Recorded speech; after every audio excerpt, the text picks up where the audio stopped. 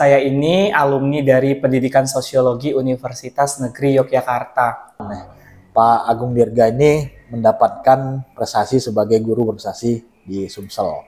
Ini boleh cerita nggak nih, gimana nih ceritanya bisa mendapatkan penghargaan itu dari Dinas Pendidikan artinya? Iya, dari Dinas Pendidikan Provinsi. Awalnya itu yang jadi inspirasi itu dari ibu saya. Datanglah lomba inovasi dari Kabupaten Pali yang dilakukan oleh Balitbangda. Ini menjadi titik awal saya ikut lomba sebagai guru. Saveview. Saya ikutkan aplikasi ini ke lomba penelitian tingkat internasional. Dapat medali perak, 800-an guru lainnya yang mengirimkan aplikasi untuk dinobatkan menjadi guru berprestasi. Terinspirasi dari banyaknya siswa-siswi di sekolah itu yang terkena perundungan, kena bully, namun tidak mau melapor. Datang ke aplikasi itu seperti ruang curhat. Ya, lombakan di International Research Olympiad. Perwakilan Indonesia itu ada dua guru.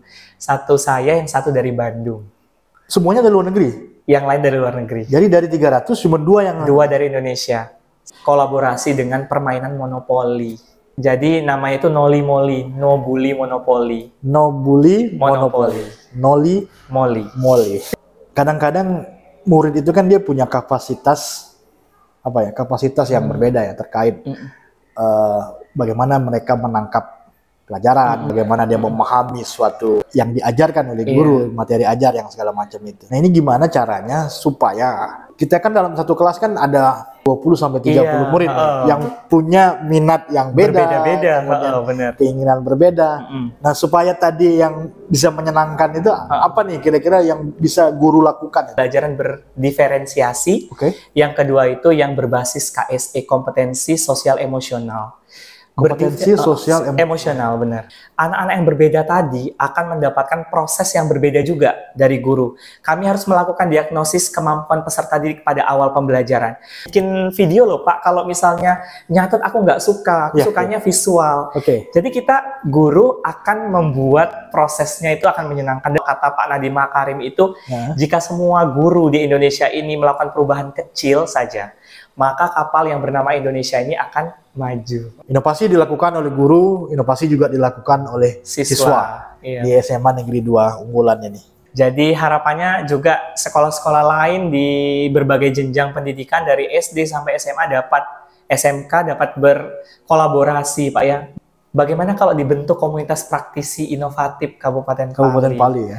Kalau dilakukan bersama-sama dampaknya akan lebih luas dan bukan hanya kelas yang menyenangkan di SMA Negeri 2 saja yang akan tercipta, namun seluruh kelas di Kabupaten Pali dari SD sampai SMA ini menyenangkan semua. Jadi nanti anak-anaknya ini memang benar-benar bagus, dari SD ini sudah dibentuk inovatif sampai SMA nanti akan jadi apa ya Pak kira-kira ya?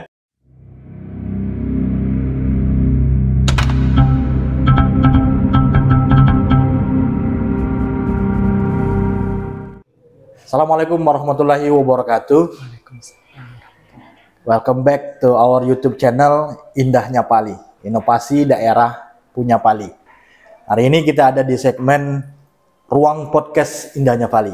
Ruang Podcast Indahnya Pali ini menghadirkan tokoh-tokoh inspiratif, tokoh-tokoh inovatif yang akan menginspirasi kita bersama, memotivasi kita bersama terkait apa yang dilakukan di bidangnya masing-masing. Hari ini telah hadir sosok muda yang berprestasi.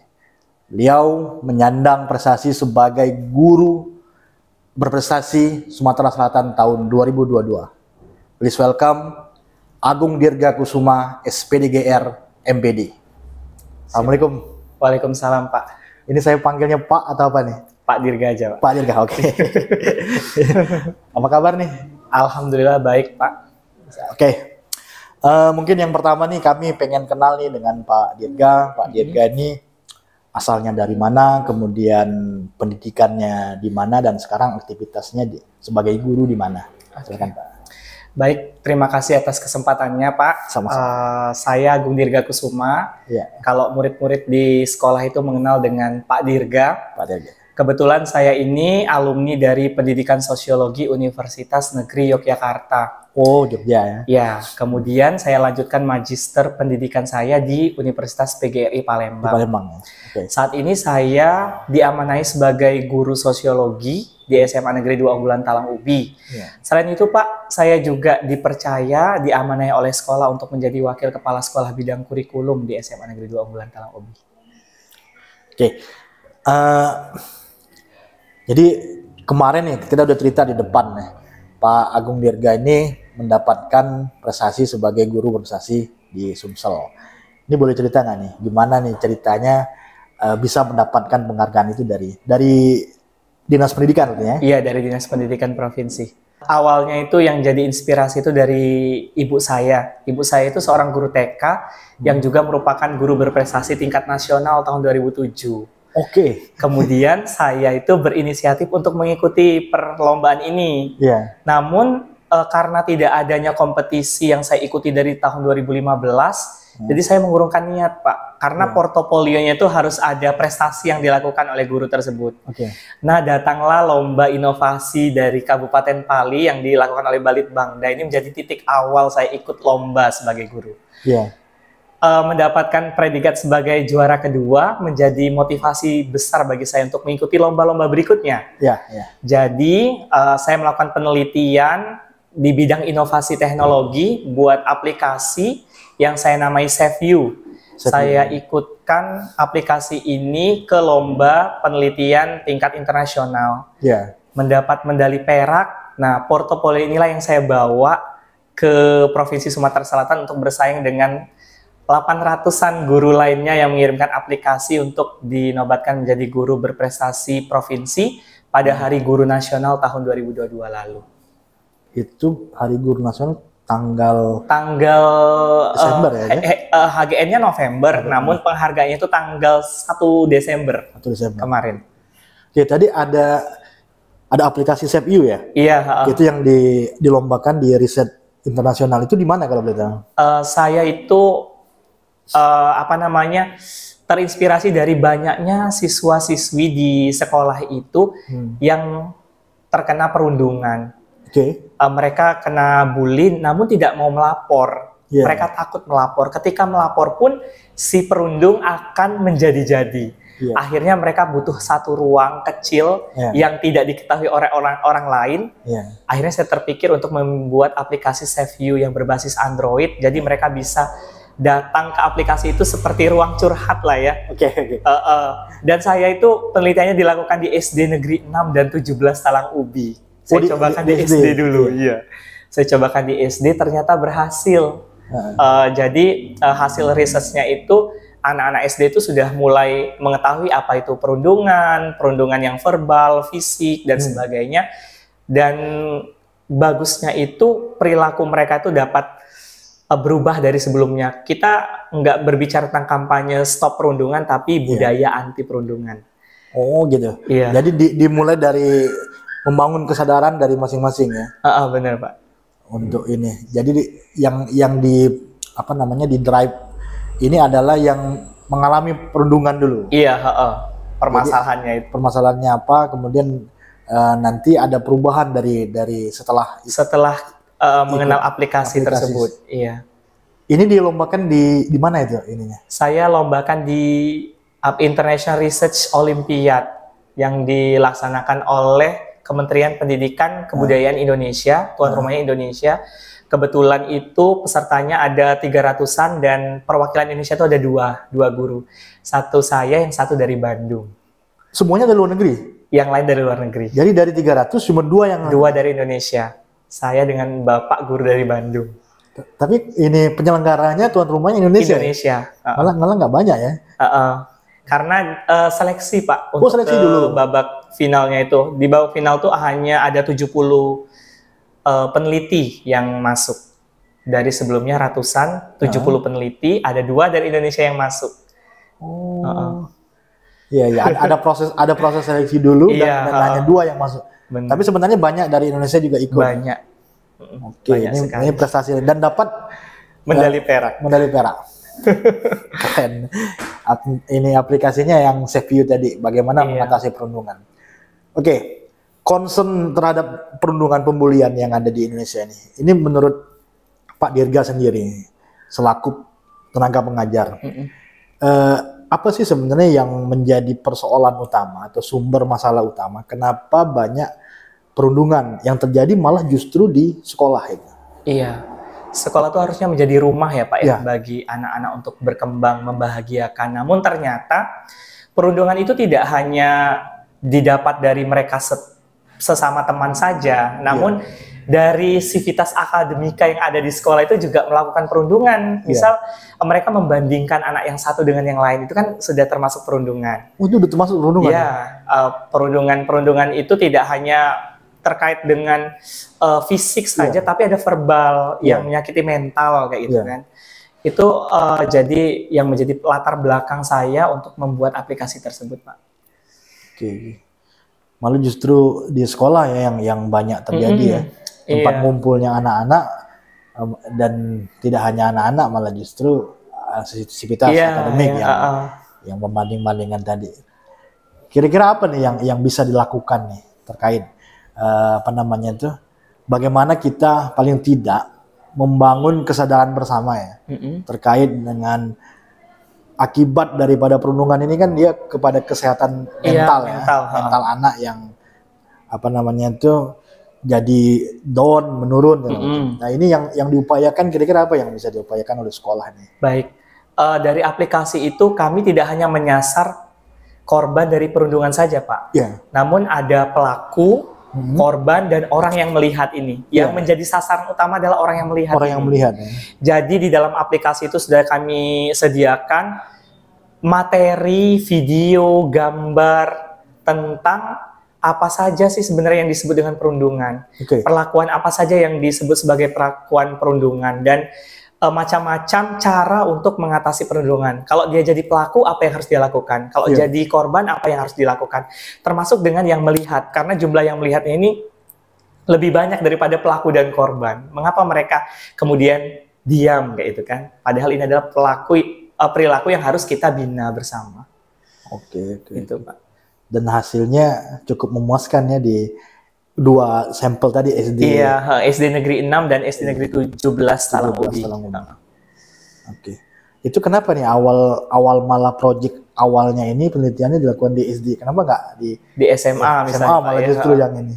Karena kalau misalnya di SMA ini untuk membangun proses berpikir mereka tuh sudah rumit karena mereka sudah punya pengetahuan sebelumnya yang sudah terkonstruksi di dalam diri mereka dari sekolah dasar. Nah, kami coba mau menyasar di mana sih akar awal dari perundungan ini. Perundungan itu banyak terjadi di SD ternyata ketika melakukan diagnosis awal. Kayak seperti misalnya kalau kita masih kecil dulu tuh disebutkan nama ayah kita, orang tua kan. Itu sebel ya. Iya, sebel banget. Kemudian warna kulit, bentuk tubuh dan sebagainya itu dari SD. Kalau sudah SMA itu sudah mulai berkurang. Jadi kami sasar di SD dulu, dan supaya aplikasi ini berjalan dengan baik karena anak SD kan belum menggunakan Android ya. Jadi kami kolaborasi dengan permainan monopoli. Iya. Supaya dia ini ya tertarik ya. Iya. Jadi namanya itu Noli Moli, No Bully Monopoly. No Bully Monopoly. Noli Moli. Oke. Dari namanya juga udah kedengarannya menarik ya. Noli Moli. Oke. Pak Dirga, balik lagi nanti ini terkait dengan jabatan sebagai wakil kepala sekolah di bidang kurikulum. Itu kerjaannya apa sih? Kerjaannya itu, kalau saya ini baru ya Pak ya. Jadi kalau mindset saya itu, saya harus menggerakkan, memberdayakan guru-guru lainnya untuk menciptakan kelas yang menyenangkan di sekolah. Itu yang menjadi tujuannya. Visinya itu ya. Gimana kelas bisa menyenangkan, anak-anak bisa terima pelajaran dengan baik, hati senang ya. Hati senang, baik, bahagia kayak gitu. Itu langkah konkretnya apa tuh? Kira-kira? Langkah konkretnya saya membentuk komunitas praktisi Pak di sekolah. Komunitas praktisi itu berisi teman-teman yang seide, sevisi untuk menciptakan program-program sekolah yang berdampak dan berpihak pada murid. Program yang berdampak pada murid itu harus mengakumulasi 3 hal. Yang pertama tuh ownership, kepemilikan murid, voice, suara murid, sama yang satu lagi choice, pilihan murid. Ada 3 hal yang harus kita libatkan. Murid tidak bisa lagi sekarang itu kita bimbing, kita bina 100% teacher centers kayak gitu ya. Guru yang benar-benar menjadi nahkoda utama, namun kita akan membuat murid ini menjadi nahkodanya, mereka yang punya suara, kepemilikan, dan pilihannya. Kita memberdayakan mereka untuk kegiatan-kegiatan yang berpihak pada mereka.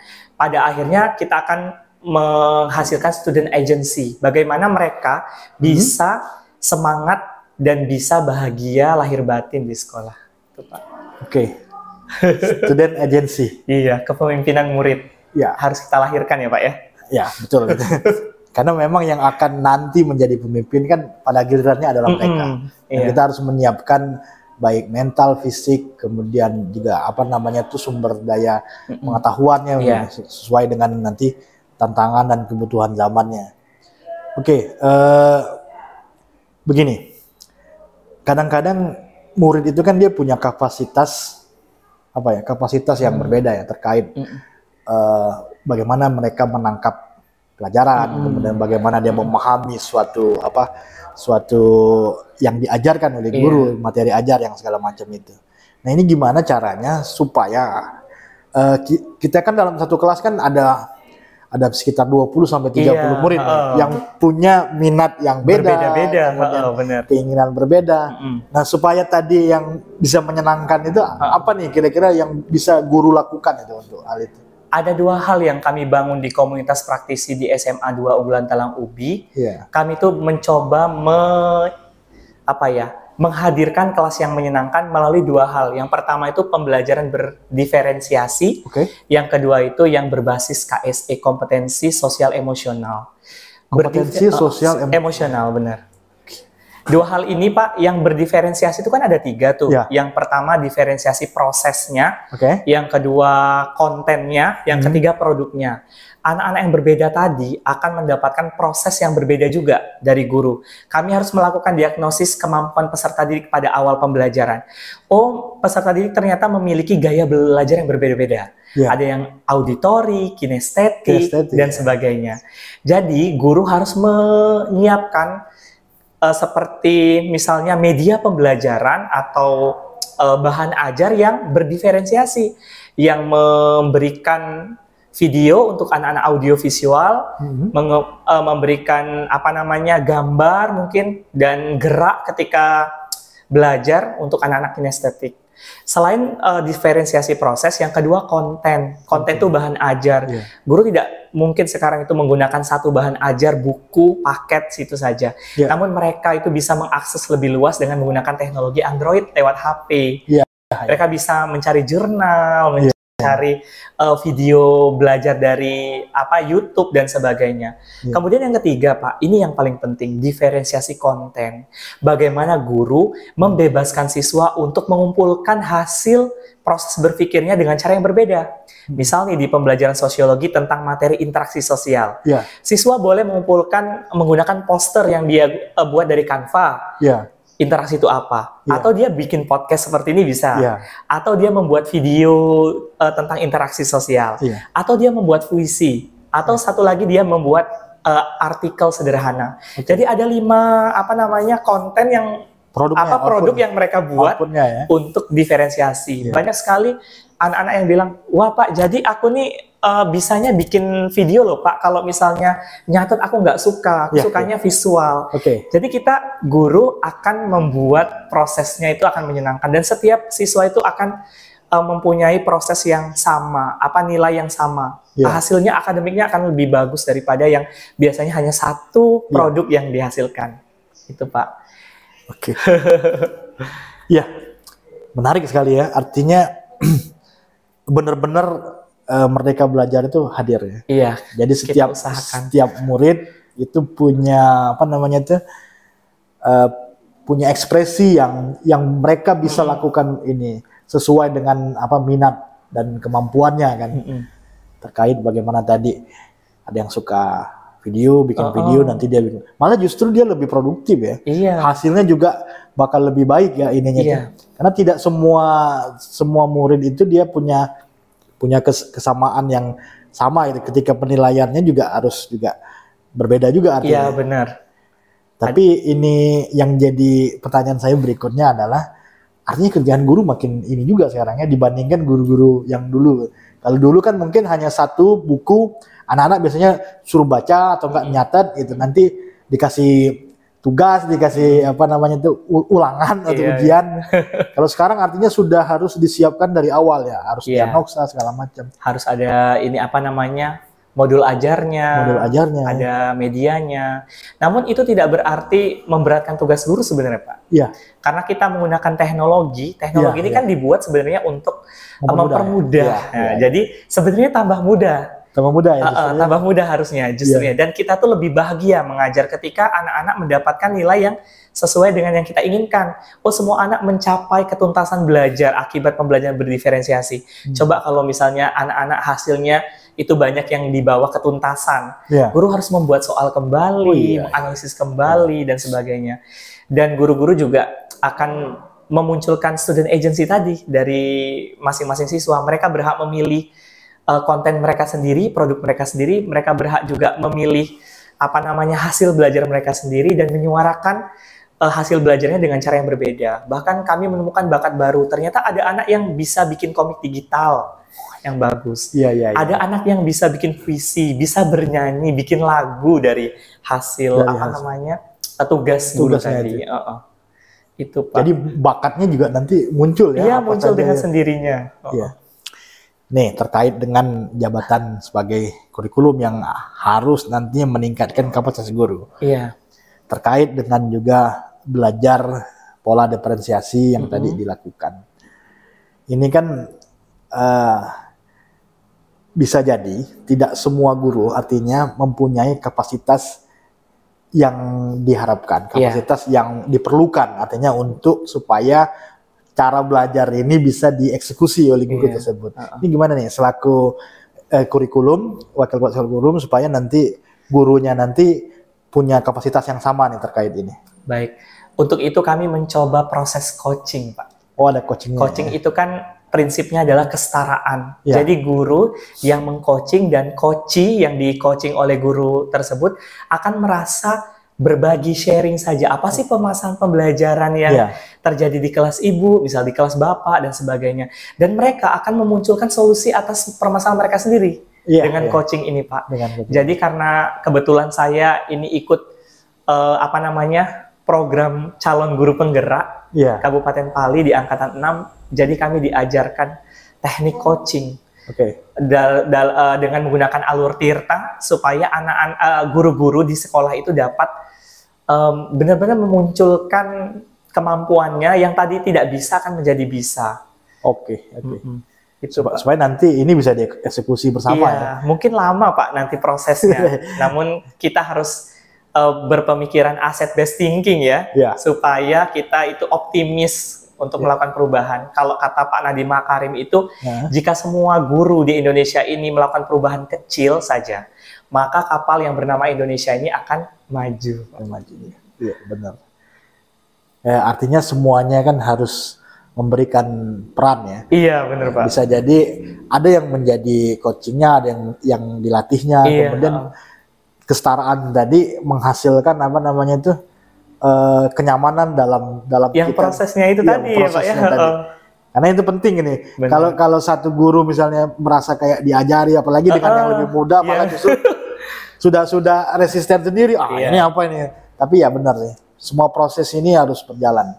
Ini semata-mata demi kepentingan si siswa itu supaya nanti dia bisa punya kemampuan sesuai dengan perkembangan zaman ini. Benar, Pak. Di awal tadi cerita nih, sebagai guru berprestasi, Sumsel awalnya juga salah satu yang menjadi trigger adalah ikut lomba di inovasi daerah Kabupaten Pali. Kalau nggak salah dulu Kalogi ya, bikin aplikasi Kalogi, kawan sosiologi, dapat terbaik 2 kategori tenaga pendidikan kesehatan. Ini di SMA 2 sendiri bagaimana apa namanya kiat-kiat ya atau cara yang dilakukan oleh rekan-rekan guru maupun apa namanya itu siswa di sekolah itu supaya nanti punya ada kreatif berpikir untuk menghasilkan inovasi. Karena tahun kemarin di lomba inovasi 2002 itu yang ikut banyak sekali dari SMA 2 nih. Ini kami juga terima kasih nih karena itu yang pertama dan banyak juga kontribusi dari SMA 2, SMA Negeri Unggulan Parangkubi ini. Apa nih Pak Dirga nih yang dilakukan di situ? Sebenarnya kami itu melakukan alur bagja, Pak. Alur bagja ini B itu bangun mimpi. Ya. Kami mencoba untuk memberikan pengertian kepada anak bahwa setiap manusia itu harus berinovasi. Inovasi itu tidak harus yang baru, namun yang sudah ada kemudian dikembangkan, ya Pak ya. Jadi jadilah inovasi. Alur bagja ini yang membantu kami menyusun rencana-rencana dari mulai bangun mimpi, B-nya, A-nya atur pertanyaan, ajukan pertanyaan, kemudian J-nya jabarkan rencana aksi mau ngapain sih kita anak misalnya. Kemudian yang terakhirnya A-nya itu atur eksekusinya, apa yang harus kita lakukan untuk menghasilkan inovasi ini ya Pak ya. Jadi memang yang pertama tentunya support dari kepala sekolah yang membentuk komunitas praktisi dan guru inovatif di sekolah. Jadi buat ada SK-nya surat keputusan yang ada struktur tentang guru inovasi di sekolah yang akan membimbing siswa-siswa melakukan inovasi di berbagai bidang, Pak. Sosial ada, teknologi, pertanian dan sebagainya. Yang kedua juga kami bekerja sama dengan beberapa OPD yang ada di Kabupaten Pali karena kan laboratorium di sekolah kan belum mencukupi. Jadi kami mencari mitra di luar untuk melakukan uji-uji laboratorium seperti itu. Kemudian juga bukan hanya siswa yang harus melakukan inovasi karena kalau siswanya rajin semangat belajar, gurunya nggak boleh berhenti belajar. Artinya gurunya juga harus melakukan inovasi juga dalam bidang pengajaran. Nah dari situlah siswa akan melihat teladan dari guru tersebut dan mereka juga akhirnya tuh terbangun motivasinya untuk juga melakukan inovasi, Pak, sebenarnya, Pak. Makanya banyak ya inovasi dari jadi support sistemnya udah jalan ya, dibangun juga oleh tadi ada tim tadi. Ada tim inovasi, ada kepala sekolah. Dan mindsetnya juga tadi dengan alur bagja tadi. Pak. Itu menjadi motivasi bersama ya, menjadi gerakan bersama untuk membangun sekolah itu melalui inovasi. Benar. Pertanyaannya adalah apa aja nih inovasi yang sudah dihasilkan nih dari proses berpikir kreatif dan proses bagja tadi. Ya, untuk yang 2 bulan terakhir ini Pak, kami itu melakukan 3 inovasi. Yang pertama membuat tas dari limbah kain jeans Kemudian kami padu-padankan dengan eco-friendly gitu ya. Kami gunakan teknik mozaik untuk menghias tasnya supaya estetik kayak gitu kan, pakai biji-bijian. Lalu kami juga tidak lupa untuk berkolaborasi dengan UMKM yang ada di Kabupaten Pali. Kami menggunakan resam sebagai tali dari tasnya. Talinya dari resam. Dari resam. Jadi kolaborasinya dapat, kemitraannya, kemudian inovasinya ada dari siswa. Kemudian juga yang kedua kami bikin konten di Instagram edu-shaming untuk yang banyak mengalami body shaming kayak gitu ya di sekolah, di SMA. Jadi ada konten di Instagram, kemudian ada juga ruang curhat, ruang Q&A, kuis dan sebagainya. Jadi mereka bisa curhat di situ. Yang ketiga juga kami buat aplikasi pembelajaran yang buat siswa.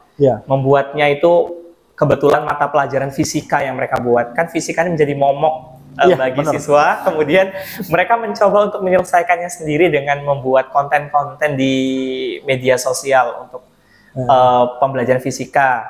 Yang kemarin ada e-research, yang Android itu, ada yang aplikasi absen gitu ya. Ada juga yang makanan makanan. Kemudian ada juga desain grafis dan sebagainya Pak, seperti desain kaos, batik dan sebagainya. Itu inovasi yang dibangun oleh siswa semua itu ya? Oleh siswa. Kalau dari gurunya apa? Kalau dari guru tuh baru media pembelajaran saja Pak. Lebih banyak media pembelajaran. Sesuai dengan tupoksinya guru ya? Benar. Artinya ini membangun sistem pembelajaran yang lebih baik, lebih diminati dan memang lebih masuk. Apa nih yang sudah dilakukan oleh guru nih, detailnya inovasi-inovasi yang dilakukan? Oke, kalau inovasi yang dilakukan ya seperti yang Kalogi tadi ya. Kawan sosiologi. Jadi anak-anak bisa mengakses apa namanya materi pembelajaran, video pembelajaran yang dibuat oleh guru melalui aplikasi tersebut secara gratis. Kalau ikut platform-platform yang lain kan berbayar, Pak ya. Banyak anak-anak yang kurang mampu. Jadi gurunya tadi bikin Kalogi itu dan yang lain di sekolah itu bukan hanya satu aplikasi berbasis Android. Itu tuh kompleks sebenarnya. Ada video pembelajaran seperti di platform itu yang di dalamnya kemudian mengajarkan materi dengan cara yang berbeda kayak gitu kan. Kemudian juga di dalamnya ada kuis-kuis, ada tips dan motivasi dan sebagainya.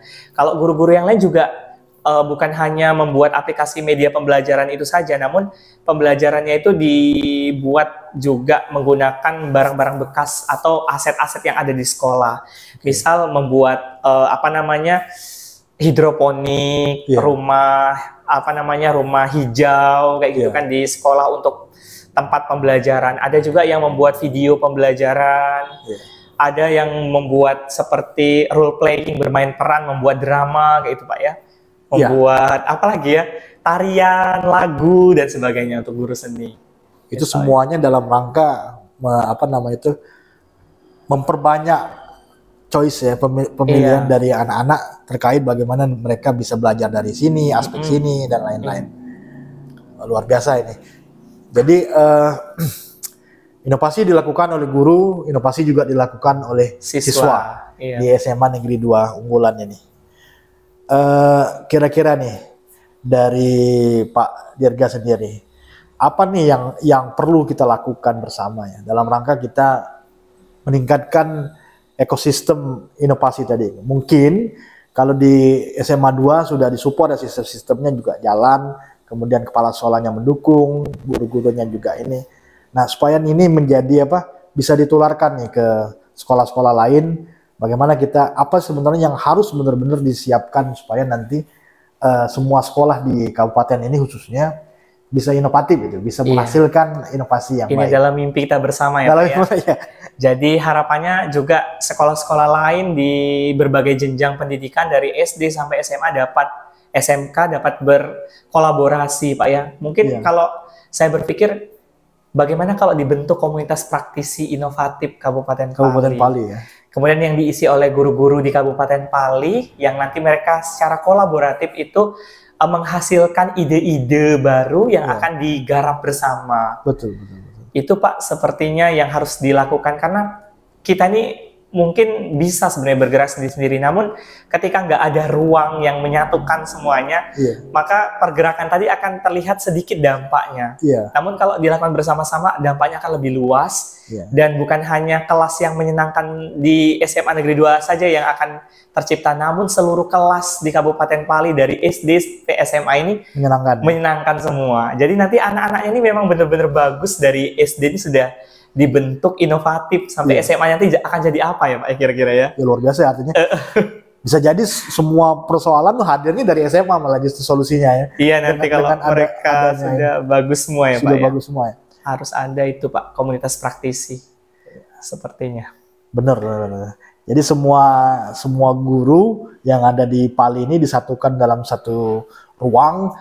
Mereka brainstorming, diskusi, menghasilkan. Jadi bisa jadi satu guru dengan guru lainnya walaupun sekolahnya beda berkolaborasi menghasilkan harus Pak, harus saat ini tuh harus seperti itu, tidak lagi maju satu instansi saja. Karena kalau jargonnya sekolah sekarang ini di Kemendikbud kan maju bersama hebat semua. Maju bersama hebat semua. Jadi harus benar-benar kolaborasi kayak gitu. Benar-benar kolaborasi. Oke, ini jadi catatan juga sih oleh Litbang karena Litbang ini yang mengurusi membidangi inovasi terutama di kabupaten ini, akan coba kita hadirkan nanti ruang bagi semua rekan-rekan guru untuk sama-sama nanti kita diskusi mematakan inovasi problem-problem isu yang kita hadapi bersama. Karena inovasi kan gunanya sebenarnya menjadi solusi itu di-generate dari masalah yang ada. Inovasi harus mengatasi permasalahan itu, dan permasalahan yang dihadapi dunia pendidikan ini makin lama tuh makin banyak dan makin luas ya. Iya benar Pak. Ya dari aspek sosialnya tadi ada perundungan di situ, Iya. aspek kurikulumnya sekarang digitalisasi transformasi juga harus hadir. Kemudian aspek ini apa namanya tuh kurikulumnya juga harus menyenangkan kan Benar. gitu. Belum juga kita ngomong peran serta orang tua yang juga harus Iya. hadir. Harus itu Pak, Iya, harus ada makanya kolaborasi. persoalan problem isu yang di pendidikan ini wah banyak ya, dan kita butuh inovasi untuk supaya nanti ini bisa sama-sama kita hadirkan solusinya bersama. Oke, Pak Dirga, terima kasih banyak nih. Kita udah cerita tentang inovasi, kita cerita tentang pengalaman Pak Dirga selaku apa namanya itu guru berprestasi di Sumsel. Ini kami juga turut bangga dan mengapresiasi. Terima kasih Pak. Jangan lupa Pak, ini karena dalam waktu dekat ini kami ada lomba inovasi daerah 2023.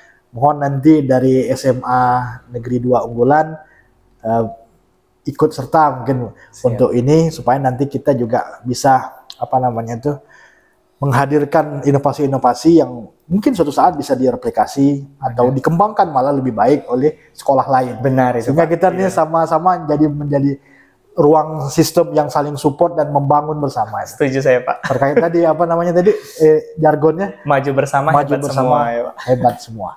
Oke, itulah pemirsa bincang-bincang kita dengan Pak Agung Dirga Kusuma, guru muda yang berprestasi dan menghasilkan banyak inovasi tidak hanya untuk dirinya tapi juga untuk rekan kerja dan murid-murid. Terima kasih, semoga ini menjadi cerita inspirasi kita bersama, menjadi motivasi kita bersama untuk dalam rangka kita sama-sama membangun pendidikan dan sistem pendidikan kita menjadi lebih baik, terutama di kabupaten ini. Sampai jumpa lagi di podcast kami berikutnya. Assalamualaikum warahmatullahi wabarakatuh. Waalaikumsalam warahmatullahi wabarakatuh. Bali Bangda siap!